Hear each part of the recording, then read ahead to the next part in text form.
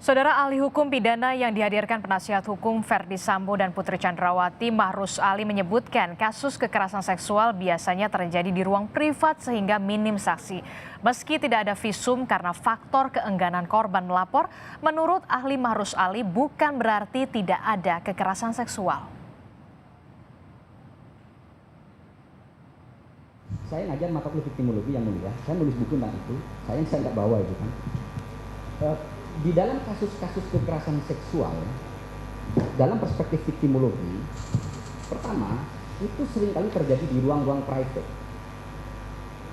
Sehingga apa? Pasti minim buktinya. Satu-satunya bukti yang biasa dihadirkan oleh jaksa adalah visum. Saya membaca banyak tulisan visum. Tetapi, kalau visum tidak ada di mana?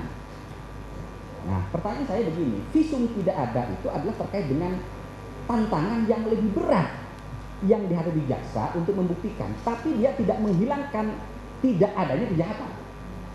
Dan jangan disimpulkan bahwa kalau korban tidak melakukan visum tidak terjadi kejahatan. Kenapa? Karena begini yang mulia, dalam perspektif victimologi, korban kekerasan seksual itu tidak semuanya punya keberanian untuk melapor.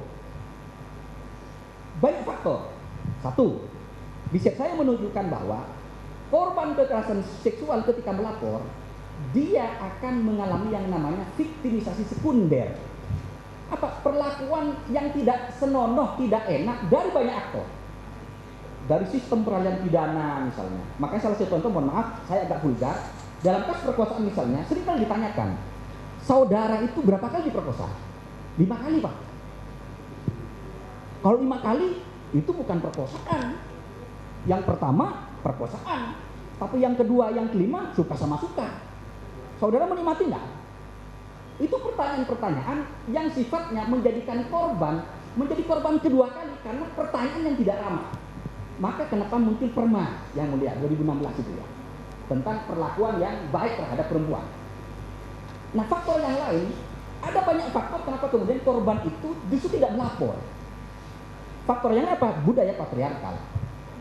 Di negara-negara berkembang, riset saya menunjukkan bahwa budaya patriarkal, bahwa yang berkuasa laki-laki, perempuan itu selalu menjadi nomor 2. Makanya kasus yang di Jawa Timur, ketika ada seorang bapak ya memperkosa anaknya sampai anaknya melahirkan, ketika terungkap di persidangan, itu salah satu alasan mengapa dia tidak berani melapor, karena keluarganya yang melarang melapor. Kenapa? Dianggap itu adalah aib.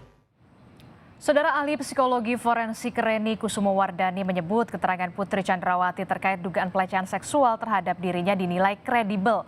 Lalu benarkah demikian? Kita akan bahas dengan ahli psikologi forensik, ada Reni Kusumowardani, dan juga ada pembela hak perempuan Ratna Bataramunti, serta ada juga dari keluarga kuasa hukum keluarga Yosua, Mansur Febrian telah bergabung bersama kami. Kita sapa dulu Pak Mansur. Selamat malam Pak Mansur.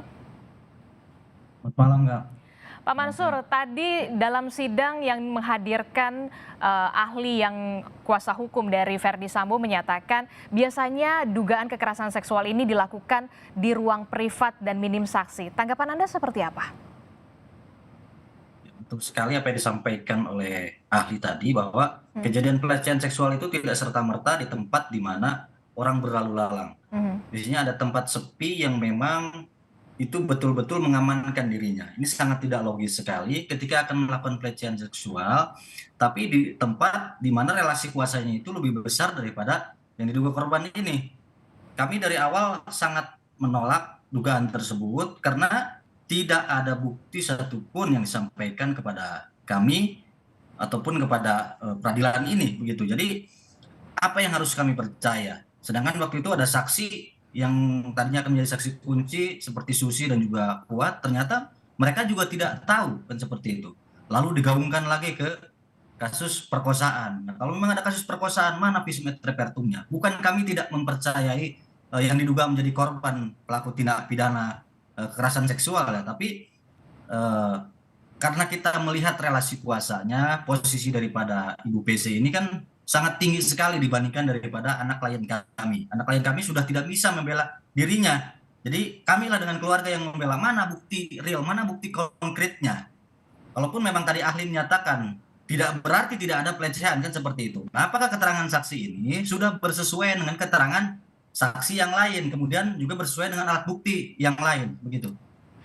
Tadi juga disebutkan memang tidak ada visum karena memang mungkin keengganan untuk melaporkan juga soal dugaan kekerasan seksual. Tanggapan Anda seperti apa?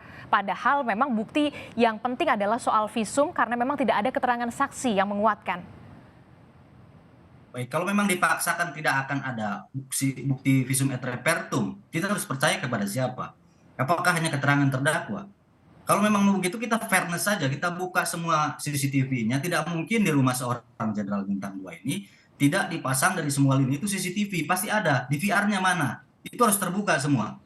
Kemarin juga saya agak kecewa ketika saksi hanya menerangkan CCTV itu potongan-potongannya saja hanya beberapa menit begitu. Itu tidak holistik, tidak menyeluruh. Dan apakah sekarang juga akan diulang kembali ketika tidak ada saksi sama sekali, tidak ada bukti yang real dalam hal ini bukti visum, bukti kekerasan segala macam. Kita harus percaya. Oke lah, kita melihat orang awam mungkin dia tidak berani karena ada tekanan dari keluarga, tekanan mungkin dari kawan-kawan atau bagaimana. Tapi kalau melihat porsi relasi kuasa ini sangat mustahil sekali. Mhm. Gitu, Mbak.